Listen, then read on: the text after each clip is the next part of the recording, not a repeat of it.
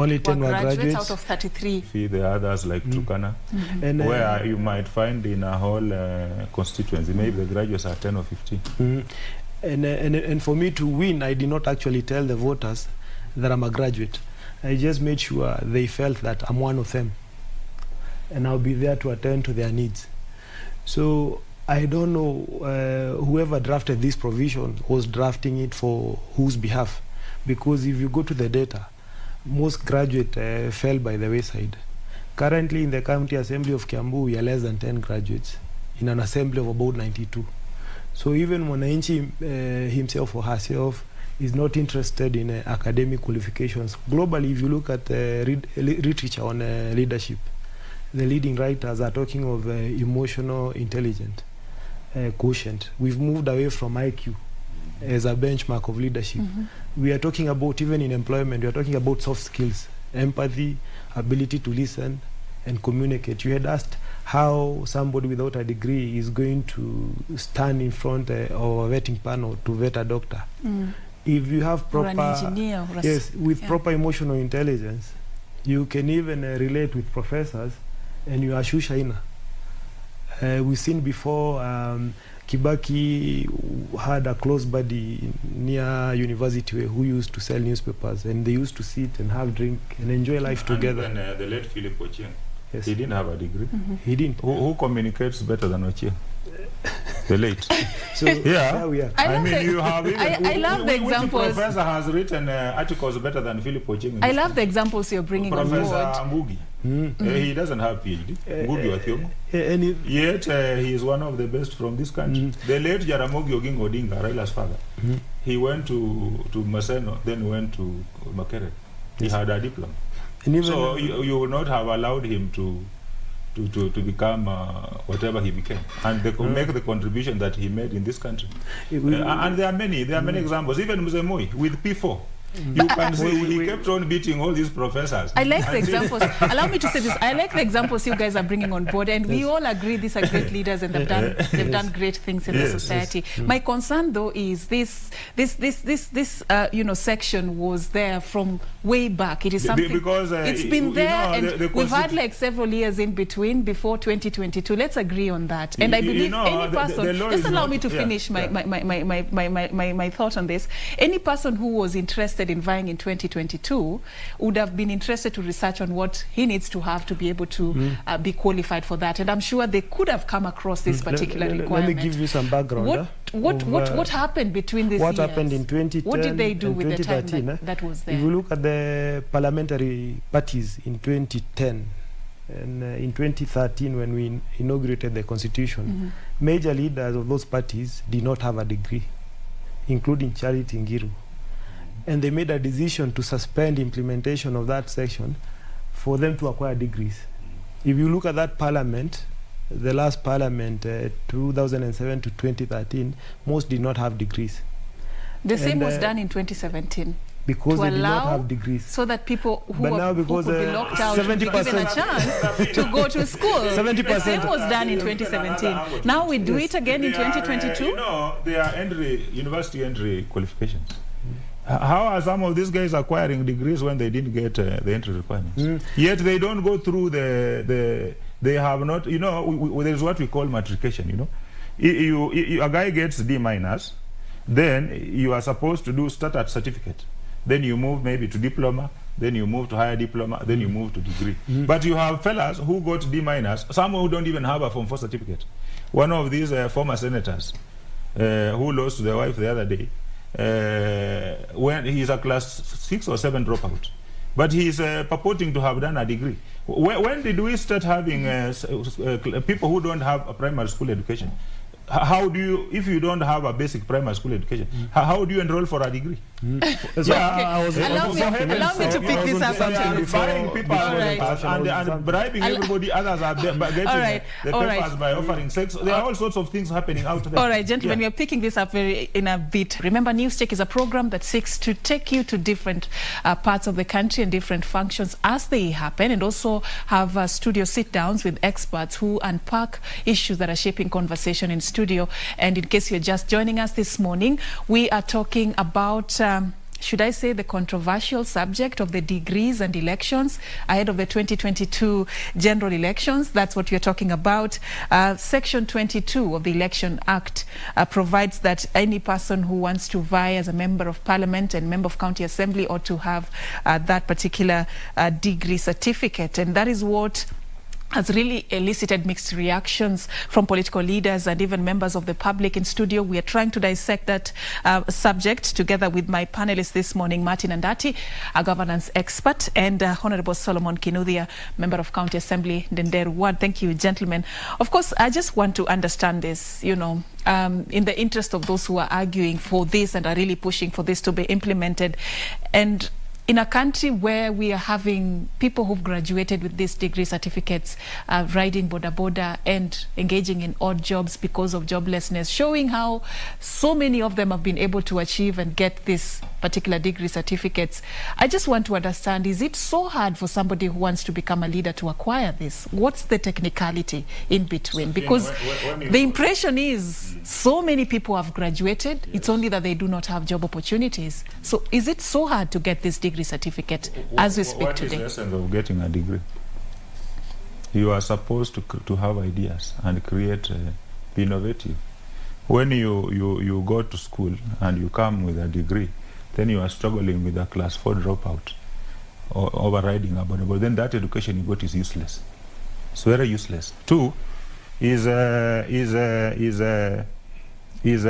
do we get fellas graduating so that they get jobs? So since they cannot get jobs, you push out the ones who have little education so that now they get jobs. Is that the argument we will want to advance? Because that is what we are trying to do.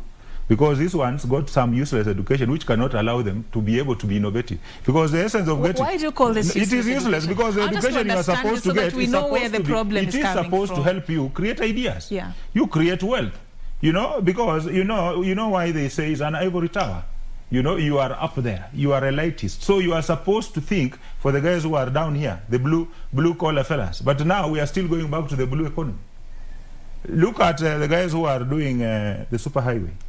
And on this one, I think I'll give Uhuru a thumbs up. We were initially very mad with him, but for once, I have to say that I'm impressed. When you see the way that work is being done, you know the people who are doing it? Technicians. You will find the entire project, there might be 1 or 2 engineers. So if you take, now, you move those fellas there and say that now we want to remove these engineers from what they are doing so that they can get into leadership, then they transform society. It will not happen. Because as you go up the ladder, you get removed from the masses. And you know, some of the things which you and me take for granted, to some of those fellas, they are very basic. They are very critical. You know, if I gave you 500 shillings today, Serfine, you'll just say, Andati amenipatia 500. What is 500? But you know, in the village, that's a lot the of 50 money. bob, we say, why are they bribed with 50 bob? To them, some of them, that is maybe the only money they have seen the whole month. To them, that 50 bob might mean between starving and having something to eat. So you see, you know, I told the fellas the other day, when I came to the city, and I was going to A-levels in their place, in Kiambu, Kanunga, I was 17. So with time, I realized I had lost. You know, you think you are one of those fellas, but with time, you are not. You are one of them, but you're also not one of them. Because as you move away from the society, you start interacting with the people out here, your mindset changes. So then, of course, some arrogance comes in. So you start imagining now you have arrived. So you think you can load it over the poor fellas out there. But you see, when time comes, the hour of reckoning comes, they will also now show you whom they are. And one way of showing those who moved away from the society and abandoned society is through elections. They use that to settle scores, you know. They want to show you that, look, even that Kimunya, one time those illiterate fellas sent him home until he had to write some abusive letter to them, you know. And now he's forgotten. So maybe the guy who is scaring him on the ground, and he lost a by-election the other day for MCA and threatened to resign. I don't know why he's not resigned.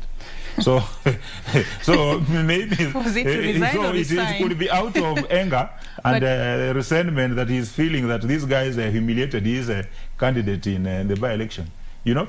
But if so it is, there are people maybe if it is who provided for in law, are they not in their rightful place as members of parliament the law to is not defend what cast the law says? in stone. That's why we are having BBI. Why are we having the BBI discussion?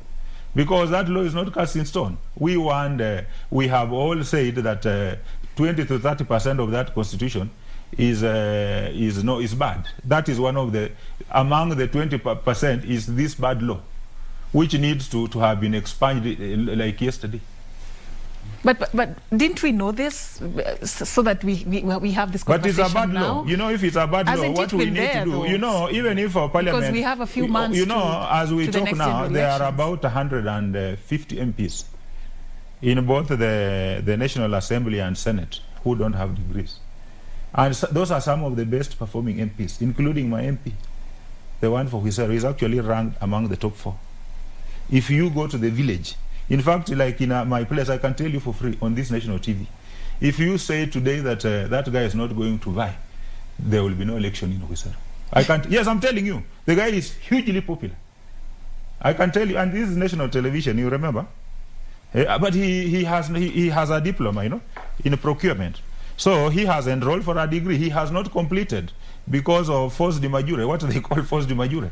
So you stop him, you tell those fellas, now, because this guy doesn't have a degree, he will not continue being an MP. And what he has done, we can see it. It's very hard to run.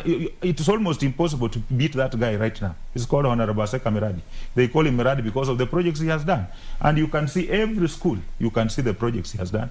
Yesterday, the day before yesterday, they were launching the best office for assistant chief in the whole country.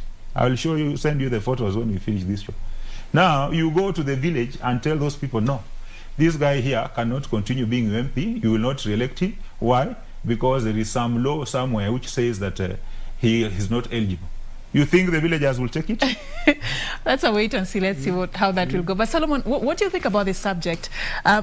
Especially for those who had that window period. They were already probably elected already, and there was that window period for you to go back to school and acquire this degree certificate. They've not taken advantage of it. What do you think the law was unjust they will from use the to beginning, justify? Yeah? The law was unjust from the beginning, from the get-go.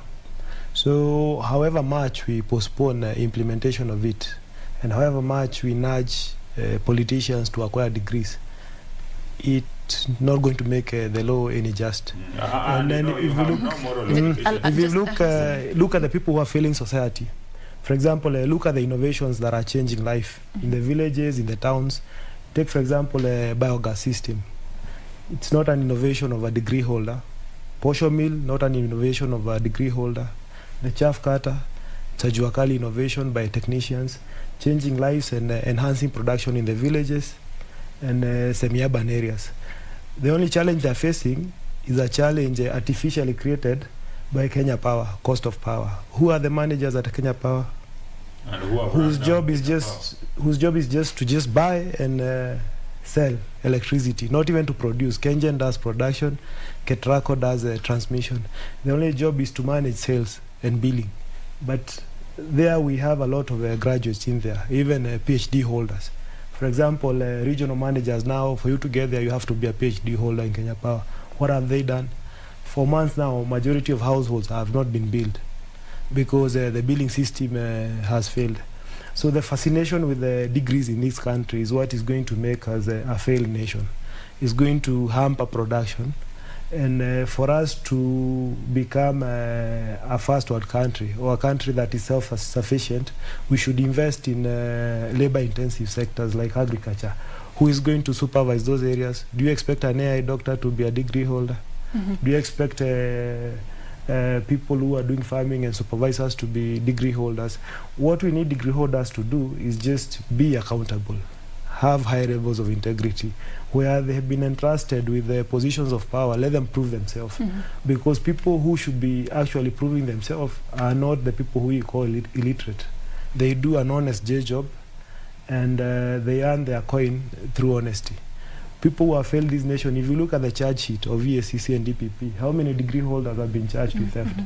Even but should we generalize that degree is not, to use your term, useless? Should we generalize, or should we make this an individual degree should apply for appointive positions, period. Michael Joseph, CEO Safaricom. Is there anybody who has transformed this country better than Michael Joseph? Did he tell you he has a degree anywhere? No. Bob Collymore. No. Who but has that? No, but I'm just giving you still more examples. Asking. Look at even the internet. Who started the internet? How many degree holders have come up with that? So a degree per se does not make you a better person. You know, and leadership, you know, of course, you know, we also assume that leadership is just about being MCA, being MP, being whatever. It's not.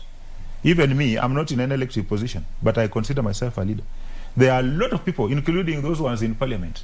Now they are glued on this screen because Andati is here.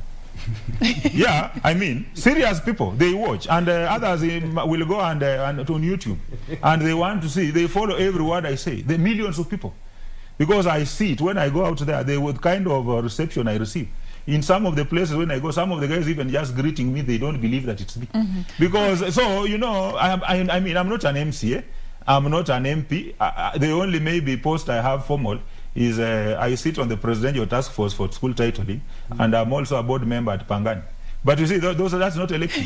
So I don't hold any other formal government appointment or anything. But still, there are a lot of people who will tell, even the MPs, they still call me, some of them, and ask me, what do you think about this? So you don't have to be elected to be a leader. All right. No, you don't have to. By the way, you don't. That is a fallacy. All right. And a big lie that it's only those people who are elected. Of course, part of the reason, you know, where in a country where there are no enough jobs, because the top leadership has failed, then the problem comes in when you have too few opportunities. So the elites, most of whom are not contributing effectively to the economy the way they are supposed to contribute, they feel that these ones are taking away the lucrative positions which they should be enjoying. Right. That is what it's all about. But you know, if we are to be realistic and agree that the country needs to move forward, you know where Korea fixed it, where Singapore fixed it, where Malaysia fixed it. They invested in the blue-collar jobs, while as we are here obsessed with expanding. We even transformed the Polytechnic here into a university. We transformed Mombasa National Polytechnic into a university, which now we are realizing was a mistake. Now because we are transitioning to we the need, you see, the good thing, at least in communication, you retain KIMC. Thank you so much, Martin. Sorry, I have to cut you short, gentlemen, because of time. We have been following up quite a number of issues for our viewers this particular morning. I know this is a topic we will pick up. It's a developing issue that can be discussed at a later date, but I was talking to Martin Andati, a governance expert, and Hon.Solomon Kinuthia, member of County Assembly for Ndenderu Ward.